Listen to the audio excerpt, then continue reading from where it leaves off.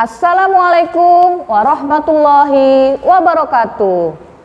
Bertemu kembali dengan saya, Ibu Siti Tienti Wahyuni Nasution, Magister Pemikiran Islam dalam bidang studi Sosiologi di SMA Islam An-Nizam, Medan. Apa kabar anak-anak? Semoga semua dalam keadaan sehat walafiat, tetap semangat belajar sosiologi, karena sosiologi wonderful. Yang menjadi bahasan kita pada hari ini adalah mengenai teori-teori globalisasi. Jadi terdapat sejumlah teori globalisasi ya. Nah, teori globalisasi ini dikemukakan oleh para ahli.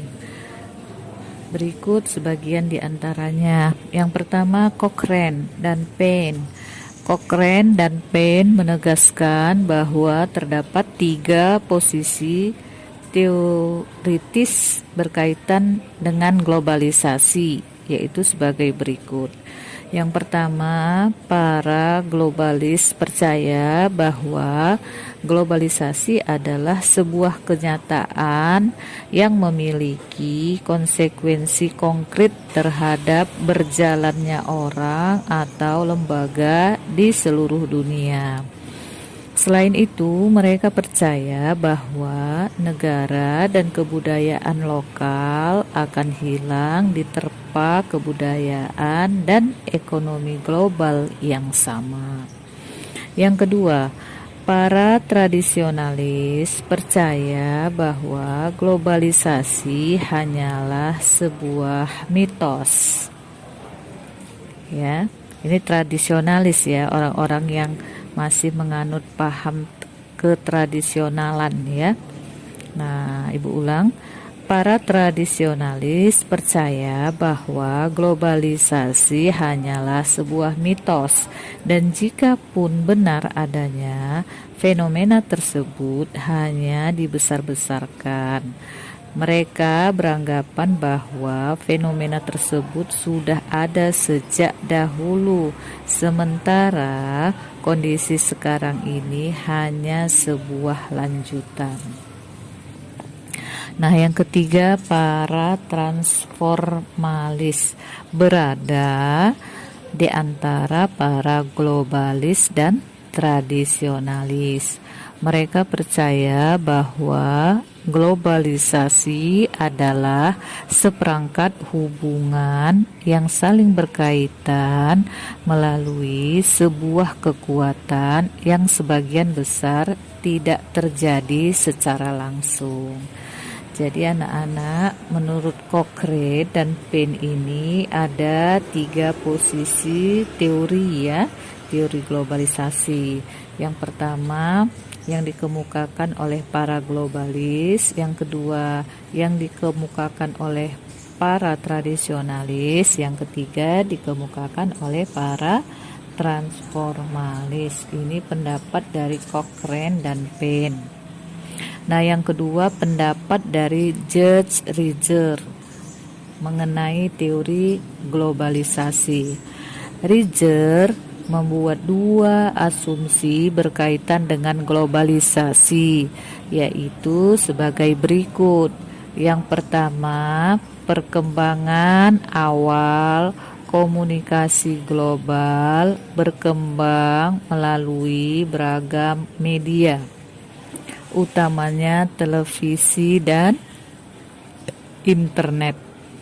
Yang kedua, terbentuknya kesadaran global sebagai hasil akhir globalisasi. Inilah yang menjadi pendapat Judge Riger mengenai teori globalisasi. Nah, yang ketiga, Thomas Friedman. Menurut Friedman, globalisasi tidak dapat dihindari dan akan menguntungkan. Pemikiran Thomas Friedman ini termasuk dalam teori neoliberalisme. Nah, teori neoliberalisme memandang bahwa globalisasi sebagai proses liberalisasi di mana setiap negara berpeluang untuk memperoleh keuntungan apabila mampu bersaing di pasar global. Di sini mekanisme dan hukum pasar mempunyai kekuatan, sedangkan pemerintah diharapkan tidak ikut campur. Friedman menulis tentang metafora jaket ikat emas atau istilahnya golden strike jacket. Metafora ini menyatakan bahwa sementara globalisasi membatasi pilihan yang tersedia bagi pemerintah, globalisasi menawarkan kemakmuran bagi negara-negara yang memenuhi persyaratan. Nah, anak-anak semuanya yang ibu sayangi, jadi menurut Friedman, untuk masuk dalam Golden Strike Jacket ini, sebuah negara haruslah mengadopsi aturan-aturan emas atau Golden Rules. Ya, apa yang menjadi aturan-aturan emas atau aturan-aturan Golden Rules? Aturan-aturannya adalah yang pertama, membuat sektor swasta menjadi mesin utama pertumbuhan ekonomi. Ya. Jadi pertumbuhan ekonomi diutamakan dari sektor swasta. Yang kedua, mempertahankan tingkat inflasi yang rendah. Nah, ya, jadi inflasinya harus rendah dan stabilitas harganya harus stabil, harga-harga barang harus stabil. Nah, yang ketiga, menyusutkan ukuran birokrasi negara tersebut. Nah, ya, birokrasinya tidaklah berbelit-belit, birokrasinya haruslah mudah dan lancar. Nah, yang keempat, menjaga sedekat mungkin anggaran yang seimbang. Ya, jadi anggarannya seimbang. Jika tidak surplus,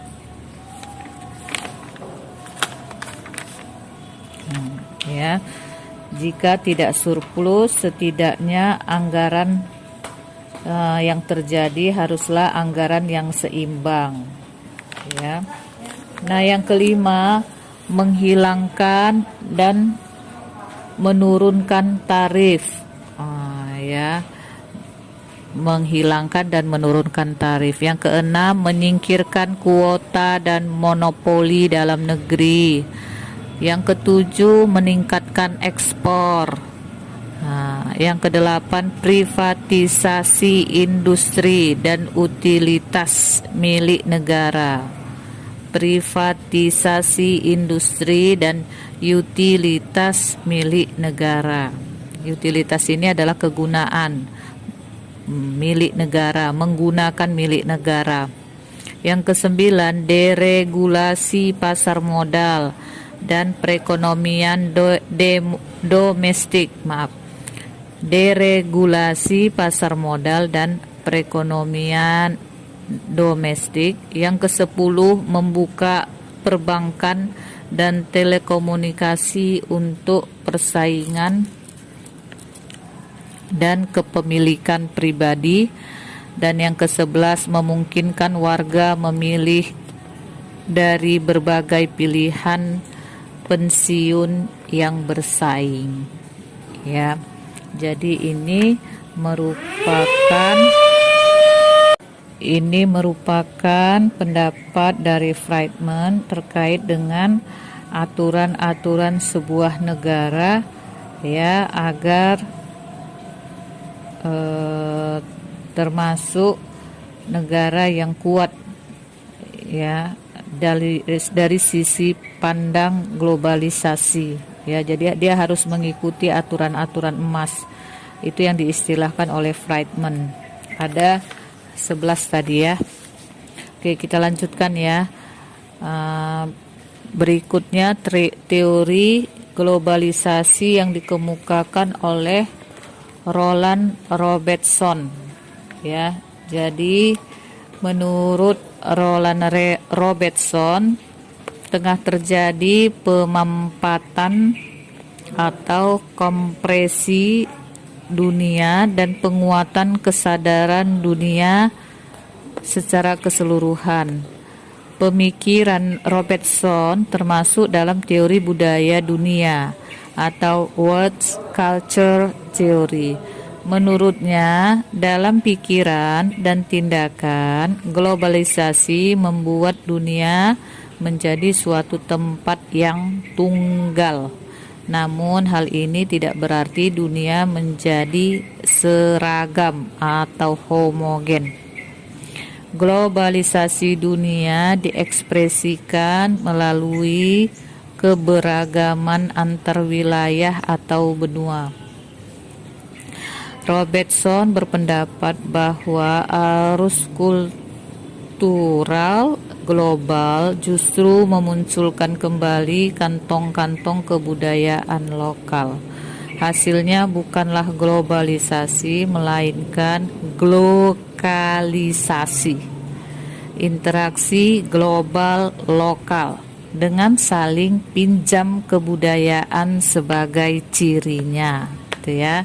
Jadi Robertson mengistilahkan glokalisasi atau interaksi global lokal dengan saling meminjam kebudayaan. Itu yang menjadi ciri globalisasi menurut Robertson ya. Hal ini disertai juga dengan hibridasi atau kreolisasi yang tercermin dalam musik, film, pakaian, dan ekspresi lainnya. Yang berikut teori globalisasi yang dikemukakan oleh Thomas Mayer. Thomas Mayer menulis bahwa masyarakat di berbagai negara di dunia menjadi makin mirip dalam hal pemerintahan dan kebijakan. Hal ini disebut dengan isomorfism.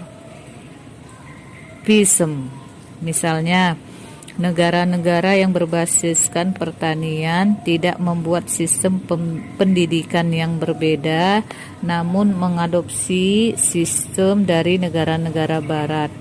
Negara-negara ini juga mengadopsi sistem hukum yang mirip, kebijakan kependudukan dan kesehatan, aturan lingkungan hidup, dan sebagainya.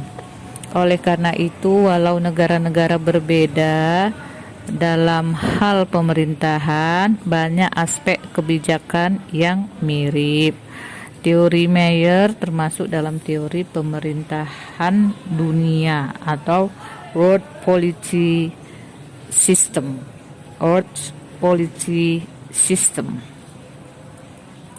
Nah, berikutnya teori globalisasi yang dikemukakan oleh William Robinson. Ya, menurut beliau ini mengusung teori kapitalisme global atau global capitalism. Menurut Robinson, perubahan besar telah terjadi dari ekonomi dunia menjadi ekonomi global. Awalnya setiap negara mengembangkan ekonomi nasional yang terhubung dengan negara lain melalui perdagangan dan keuangan dalam sebuah pasar internasional yang terintegrasi. Kemudian muncul tahap transnasional kapitalisme dunia.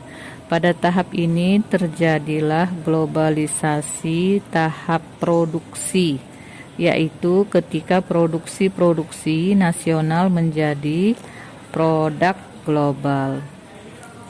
Menurutnya telah hadir kelas kapital dan negara transnasional